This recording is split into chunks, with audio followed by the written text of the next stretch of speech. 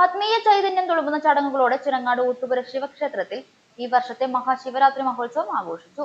ഞായറാഴ്ച പുലർച്ചെ മുതൽ ആരംഭിച്ച പൂജകളിലും കർമ്മങ്ങളിലും നൂറുകണക്കിന് ഭക്തജനങ്ങളാണ് പങ്കുചേർന്നത്.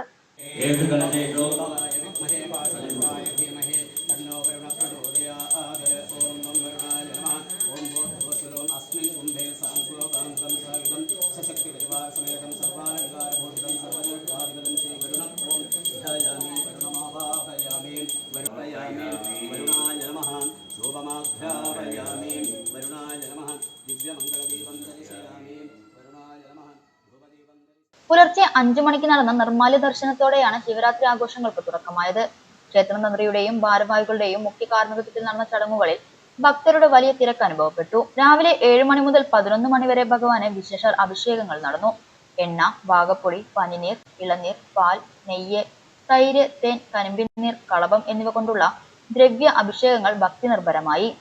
തൊണ്ണൂർ ഗണേഷ് വാര്യരുടെ മുഖ്യ കാർമ്മികത്വത്തിൽ നടന്ന രുദ്രാഭിഷേകം ചടങ്ങുകളിലെ പ്രധാന ആകർഷണമായിരുന്നു.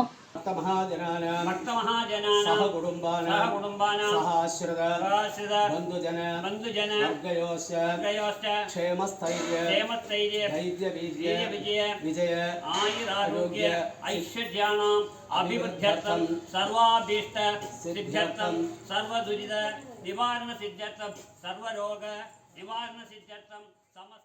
ഉച്ചയ്ക്ക് 12 മണിയോടെ ഭക്തജനങ്ങൾക്കായി വിപുലമായ പ്രസാദഊട്ടും ഒരുക്കിയിരുന്നു.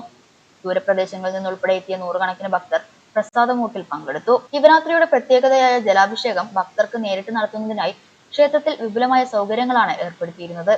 ചടങ്ങുകൾക്ക് ക്ഷേത്രം കമ്മിറ്റി ഭാരവാഹികൾ നേതൃത്വം നൽകി.